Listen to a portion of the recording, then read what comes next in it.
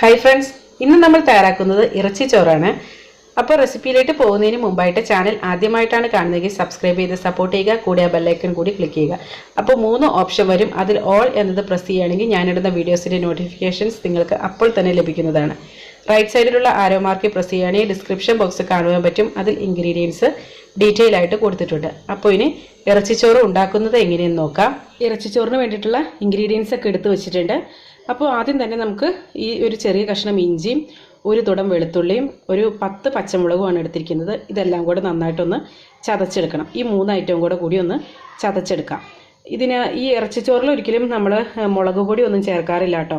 അപ്പോൾ ഈ പച്ചമുളകാണ് നമുക്കിടെ ചോറിനുള്ള എരിവ് നൽകുന്നത്. ചോറിനും ഇറച്ചിക്കും വേണ്ടിയിട്ടുള്ള എരിവ് നൽകുന്ന ഇതാണ്. ഒരു കുക്കർ സ്റ്റൗവിൽ വെച്ചിട്ടുണ്ട്. ഇനി ഇതിലേക്ക് ഒരു 3 ടേബിൾ സ്പൂൺ വെളിച്ചെണ്ണ ഒഴിച്ചു കൊടുക്കാം.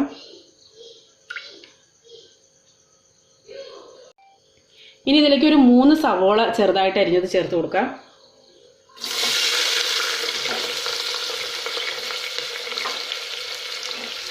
ഇനി സവോള പെട്ടെന്ന് വഴന്നു വരുന്നതിന് വേണ്ടിയിട്ട് ഇതിലേക്ക് 1 ടീസ്പൂൺ ഉപ്പ് ഇട്ട് കൊടുക്കാം.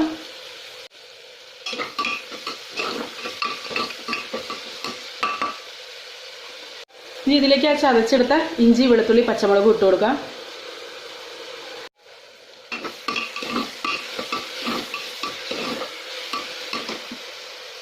ഇനി ഇതിലേക്ക് 3 തക്കാളി ചെറുതായിട്ട് അരിഞ്ഞത് ഇട്ട് കൊടുക്കാം.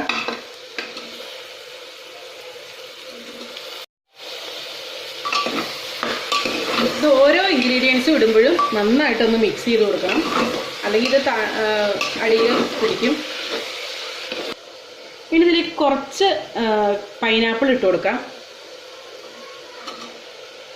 ബാക്കി പൈനാപ്പിൾ റൈസിലേക്ക് ഇടാനുള്ള കേട്ടോ.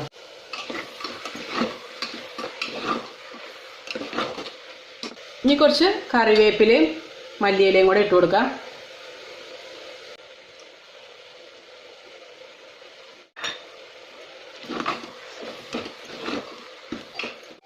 അര ടീസ്പൂൺ മഞ്ഞൾപ്പൊടി ഇട്ട് കൊടുക്കുക. 1 ടീസ്പൂൺ ഗരം മസാല. ഇനി ഇത് നന്നായിട്ടൊന്ന് മിക്സ് ചെയ്ത് കൊടുക്കാം. ഈ ഇറച്ചി ചോറിൽ മല്ലിപ്പൊടി അതുപോലെ മുളക് പൊടി ഒന്നും ഉപയോഗിക്കാറില്ല കേട്ടോ. ഇനി അതൊക്കെ ഒരു 2 ടേബിൾ സ്പൂൺ തൈര് ചേർത്ത് കൊടുക്കാം.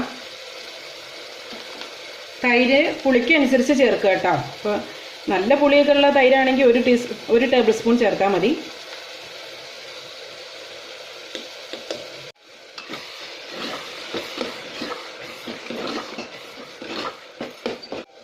ഇനി ഇതിനകത്തേക്ക് കഴുകി വാരി വെച്ചിരിക്കുന്ന ഇറച്ചി ചേർത്ത് കൊടുക്കാം. ബീഫ് ഇത് ഒരു 750 ഗ്രാം ബീഫാണ് കേട്ടോ എടുത്തിരിക്കുന്നത്. അതായത് 3/4 കിലോ ബീഫ്. അപ്പോൾ അതും കൂടി ചേർത്ത് കൊടുക്കാം.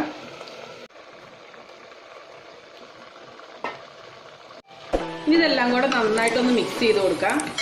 ഇതിൻ്റെ അകത്തേക്ക് വെള്ളമൊന്നും ചേർക്കേണ്ട ആവശ്യമില്ല. അതുപോലെ ഈ സവോളയൊന്നും ഒരുപാട് അങ്ങോട്ട് വഴന്ന് വേണ്ട ആവശ്യമൊന്നുമില്ല. കാരണം ഇതിനകത്ത് നമ്മൾ ഇറച്ചി വേവിക്കുമ്പോൾ അതിൻ്റെ കൂടെ തന്നെ നന്നായിട്ട് തന്നെ ഇടുന്ന് വെന്തോളും. ഇതിപ്പോൾ നന്നായിട്ട് മിക്സ് ചെയ്ത് കൊടുത്തിട്ടുണ്ട്. അപ്പോൾ ഇനി കുക്കർ മൂടി വെച്ചിട്ട് ഒരു 5 വിസിൽ വരുന്നത് വരെ വേവിച്ചെടുക്കണം. ഇത് 3/4 കിലോ പുഴുങ്ങലരി തന്നെയാണ് എടുത്തിരിക്കുന്നത്. 3/4 കിലോ എന്ന് പറയുമ്പോൾ ഒരു 4 ഗ്ലാസ് പുഴുങ്ങലരി എടുത്തിട്ടുണ്ട്. അതിനകത്തേക്ക് കുറച്ച് ഒരു മണിക്കൂർ നേരത്തേക്ക് വെള്ളത്തിലിട്ട് വെച്ചേക്കുമായിരുന്നത്. അത് സോക്ക് ചെയ്ത് വെച്ചേക്കുമായിരുന്നു. അപ്പോൾ ഇതിനനുസരിച്ചുള്ള അളവാണ് ഞാൻ പറയണത്, വെള്ളത്തിൻ്റെ അളവ്. നമ്മൾ സോക്ക് ചെയ്യാണ്ടാണ് ഡയറക്റ്റാണ് യൂസ് ചെയ്യണമെങ്കിൽ പുഴുങ്ങലരിക്കും 1 ഗ്ലാസ് പുഴുങ്ങലരിക്ക് 3 ഗ്ലാസ് വെള്ളമാണ് വേണ്ടത്. പക്ഷേ ഞാനിപ്പോൾ ഇത് 1 മണിക്കൂർ നേരം കുതിർത്തി വെച്ചത് കൊണ്ട് 2.25 ഗ്ലാസ് വെള്ളമാണ് എടുക്കുന്നുള്ളൂ. ഇതിപ്പോൾ വെള്ളം നന്നായിട്ട് തിളച്ച് വന്നിട്ടുണ്ട്. ഇതിലേക്ക് കുറച്ച് സ്പൈസസ് ഒക്കെ ഇട്ട് കൊടുക്കാം. അപ്പോൾ ഇതൊരു 6 ഗ്രാമ്പു എടുത്തിട്ടുണ്ട്, 2 ചെറിയ കഷ്ണം പട്ട, പിന്നെ ഒരു 1/2 ടീസ്പൂൺ പെരിഞ്ജീരകം, 1/4 ടീസ്പൂൺ നല്ല ജീരകം, ഒരു 5-6 കുരുമുളക്, 2 ഏലക്ക. ഇതെല്ലാം കൂടെ ഇതിനകത്തേക്ക് ഇട്ട് കൊടുക്കാം. 1 ടീസ്പൂൺ ഉപ്പ് ഇട്ട് കൊടുക്കാം. ഇനി ഇതിലേക്ക് ഈ കഴുകി വെച്ചിരിക്കുന്ന അരി ചേർത്ത് കൊടുക്കാം.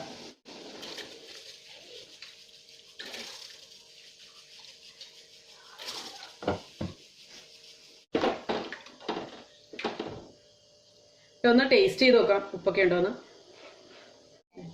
ഇത് കുറച്ച് ഉപ്പ് കുറവുണ്ട്, ഒരു 1/2 ടീസ്പൂൺ ഉപ്പും കൂടെ ഇട്ട് കൊടുക്കാം. ഇനി ഇതിലേക്ക് ആ പൈനാപ്പിൾ കഷ്ണങ്ങളും കൂടെ ചേർത്ത് കൊടുക്കാം. 1/4 ടീസ്പൂൺ മഞ്ഞൾപ്പൊടി കൂടി ചേർക്കാം. എന്നിട്ടിത് മൂടി വെച്ച് വേവിച്ചെടുക്കാം. ഇതിപ്പോൾ ഒരു 3/4 ഭാഗം വേവായിട്ടുണ്ട്. അപ്പോൾ ഇതിനകത്തേക്ക് ഈ ഇറച്ചി കൂടെ ഇട്ട് കൊടുക്കാം. ഇത് നന്നായിട്ടൊന്ന് മിക്സ് ചെയ്ത് കൊടുക്കാം.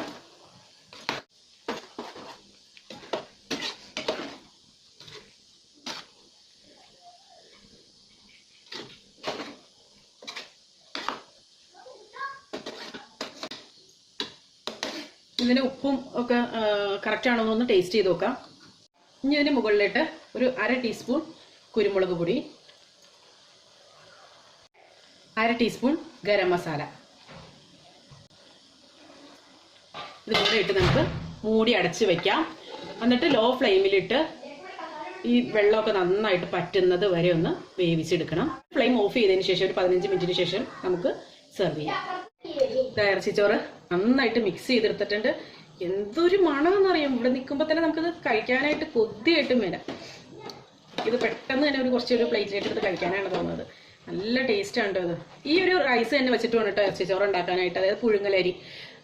പക്ഷേ ഞാൻ വേറെ പലയിടത്തും കണ്ടിട്ടുണ്ട് ഈ നമ്മുടെ ബസ്മതി റൈസ് വെച്ചിട്ട് ചെയ്യണത്. പക്ഷെ അങ്ങനെയല്ല. ശരിക്കും നമ്മുടെ മട്ടാഞ്ചേരിയിലെ ഒരു ഫേമസ് ആയിട്ടുള്ളൊരു കടയുണ്ട് ഇതിൻ്റെ. അപ്പോൾ അതിനകത്ത് പുഴുങ്ങലരിയാണ് അവർ ഉപയോഗിക്കണം കാണാറുള്ളത്. അപ്പോൾ നല്ല ടേസ്റ്റാണ് കേട്ടോ ഇത്. സാധാരണ എന്താ പറയുക, ഒട്ടും മടുപ്പും തോന്നില്ല. നമുക്ക് ബിരിയാണിയൊക്കെ കഴിച്ച് ചിലപ്പോൾ മടുപ്പൊക്കെ തോന്നില്ല. ഇത് അതുപോലെയൊന്നുമല്ല, നല്ല ടേസ്റ്റാണ്. നമ്മൾ ഈ ഇപ്പം നബിദിനത്തിനൊക്കെ പള്ളിയിൽ നിന്ന് കൊണ്ടുവരുമ്പോൾ ആ ചോറിന് ഭയങ്കര ടേസ്റ്റാണ്. അപ്പോൾ അത് തന്നെയാണ് കേട്ടോ ഇത്. അപ്പോൾ നമുക്കിതൊന്ന് സെർവ് ചെയ്യാം. അതിന് വേണ്ടിയിട്ട് ഒരു പാത്രത്തിലേക്ക് മാറ്റാം. അപ്പോൾ ഇതിൻ്റെ കൂടത്തിൽ എന്ന് വെച്ചിട്ടുണ്ടെങ്കിൽ നമ്മുടെ ഈന്തപ്പഴത്തിൻ്റെ പിക്കിളുണ്ടല്ലോ അതും പിന്നെ ഒരു സാലഡും കൂടെ ഉണ്ടെങ്കിൽ അത് മതി കേട്ടോ. വേണ്ട. അപ്പോൾ ഇതെല്ലാവരും ഒന്ന് ട്രൈ ചെയ്ത് നോക്കണം. എന്നിട്ട് ഫീഡ്ബാക്സ് ഒക്കെ അറിയിക്കണം. വീഡിയോ ഇഷ്ടമായിട്ടുണ്ടെങ്കിൽ ലൈക്ക് ചെയ്യണം, ഇഷ്ടമായില്ലെങ്കിൽ ഡിസ്ലൈക്ക് ചെയ്യുക.